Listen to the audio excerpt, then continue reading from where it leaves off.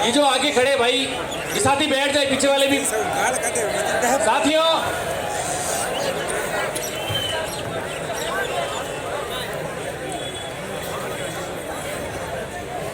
आरक्षण ओबीसी आरक्षण संघर्ष समिति के नौजवान कार्यकर्ताओं के साथ मैं, राजाराम जी मील, जसाराम जी,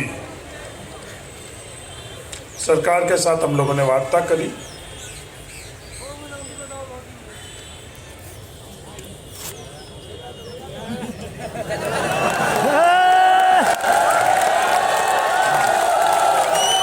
योगेश यादव, मोहसिन,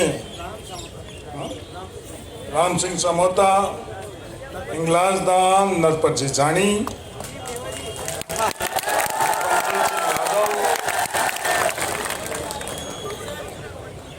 एक बड़ी ईमानदारी से मैं आप लोगों को बात करना चाहता हूं। जो कुछ भी हम लोग हासिल करेंगे वो हमारी जीत नहीं,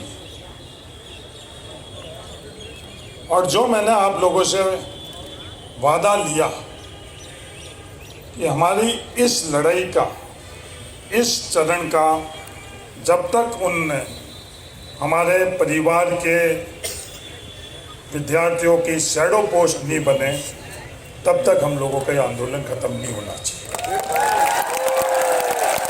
और आप सब लोगों ने हाथ खड़ा कर, मजबूरी में तो आप लोग कोई नहीं आए।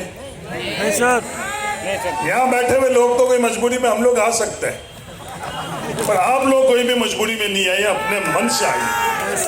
आप पर कोई दबाव नहीं था, कोई मजबूरी नहीं थी, सब आप लोग अपने मन से आए हो।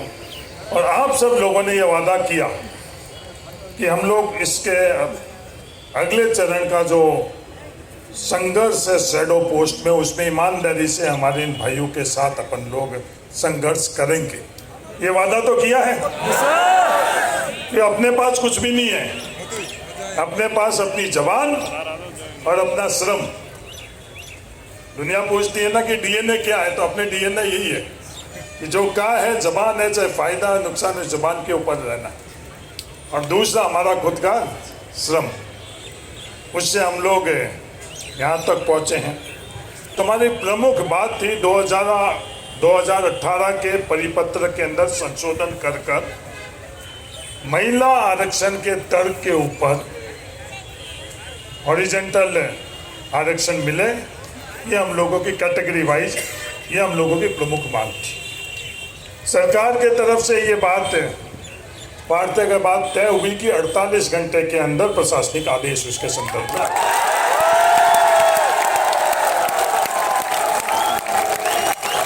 पर ये हमारी जीत पूरी जीत नहीं है, ये पूरी जीत इस लड़ाई की, इस कदम के अंदर ये नरपत जानी और उनके साथ आप लोग जितने भी संघर्ष कर यहाँ तक पहुँचे हो, उस संघर्ष की पूरी जीत जब होगी जब हम लोग शैडो पोस्ट क्रिएट कराकर और जो नुकसान हम लोगों का हुआ, वो नुकसान की हम लोग पूर्ति करेंगे, वो हमारी पूरी जीत होगी। इसके अलावा भी अन्याय कई हम लोगों के साथ हो रहे हैं, उस अन्याय के लिए हम लोग अलग संघर्ष करेंगे। दूसरी हम लोगों की मांग थी कि ये रोस्टर सही बने। रोस्टर सही बनने के संदर्भ में डीओपी ने कहा है कि हम सभी विभाग को से ये सुनिश्चित करेंगे कि प्रॉपर रोस्टर बने। तो मैं ईमानदारी से आप लोगों से कहना चाहता हूँ, हमारी सफलता हमारी जागृति। सही रोस्टर बनाने के अंदर हम लोगों को भी उतनी ही सतर्कता, उतना ही योगदान अगर रहेगा, तब जाकर हम लोगों को न्याय मिलेगा। जो भी अनरिजर्व्ड कैटेगरी के अंदर हम लोगों के वर्ग का आदमी के सिलेक्शन हुआ है, उसको हम लोगों को खुद को पता कराकर उस रोस्टर के अंदर त्रुटि है अगर हम लोग सुधार कराएंगे, जब जाकर हम लोग इतने जागृत हम लोग नहीं होंगे, तो हम लोग किसी और के भरोसे हमारे भविष्य को अगर हम लोग सौंप देंगे, इस तरह का अन्याय हम लोगों के साथ होगा।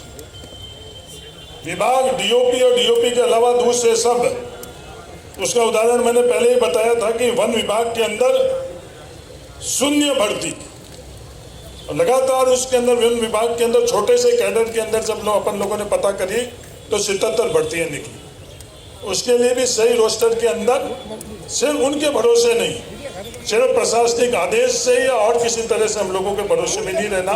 सबसे बड़ा कैडर हम लोगों का है शिक्षा विभाग का। हमको चुनौती के तौर पर लेना चाहिए कि शिक्षा विभाग के अंदर जो भी ओबीसी अनरिजर्व्ड कैटेगरी में आया हमारे जिले से, उनकी सूची बनाकर हम लोग, अगर शिक्षा विभाग का रोस्टर हम लोगों ने अगर बना दिया तो अपने आप ही दूसरे विभाग का हम लोगों को बन जाएगा। हर जगह ओबीसी के हम लोग हैं, किसी के भरोसे हम लोगों को नहीं छोड़ना चाहिए। उससे अगर सही रोस्टर बनेगा, विभाग जरूर डीओपी मान चुका है कि सही रोस्टर बनवाएंगे, सरकार मान चुकी है, पर हम लोगों को भी इतनी ही जागृति रखनी पड़ेगी इस संदर्भ के अंदर। 48 घंटे का हम लोगों को इंतजार करना चाहिए। 48 घंटे बाद अगर वो प्रशासनिक आदेश हम लोगों के हाथ में नहीं आया तो संघर्ष समिति मिलकर तय करेगी कि इसके बाद में हम लोगों को, इसके बाद में किसी प्रकार की वार्ता नहीं होगी। ये बात आपको मैं बड़ी स्पष्ट। इसके बाद में चाहे पूर्व वक्ताओं ने कईयों ने बोला कि 45 दिन तक बैठना पड़े, 45 दिन बैठना पड़े, 45 सप्ताह बैठना पड़े, महीने बैठना पड़े, फिर अपने को बैठकर ही संघर्ष करना है। ये संघर्ष समिति नहीं मानते। मैं अंत में आप तमाम लोगों को धन्यवाद देना चाहता हूं। आप स्वयं आई हो, और एक बात मैं आपको ईमानदारी से कहना चाहता हूं, अगर हम लोग जागृत नहीं होंगे तो अपने हक और अधिकार के लिए हम लोग आशा छोड़ दें। हम लोग संगठित नहीं होंगे।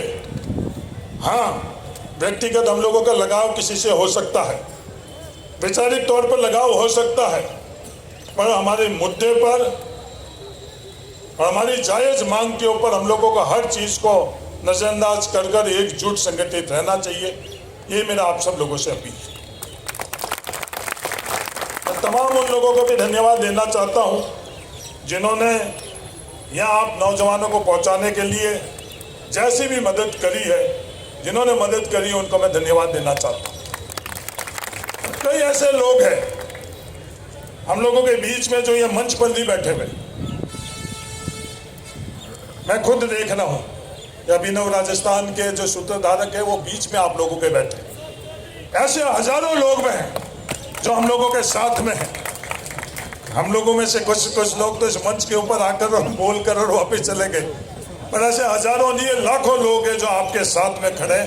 आप उनके विश्वास की ताकत से आने वाले समय के अंदर आपस के अंदर एकजुट होकर, जागृत होकर, और ये शुरुआत 2018 का परिपत्र शुरुआत है, ये हमारा मंजिल नहीं है। बस ये मैं आपको कहना चाहता हूँ। तो आप सब लोगों को बहुत बहुत धन्यवाद, और भविष्य के अंदर भी जिंदाबाद खुद की बोलो।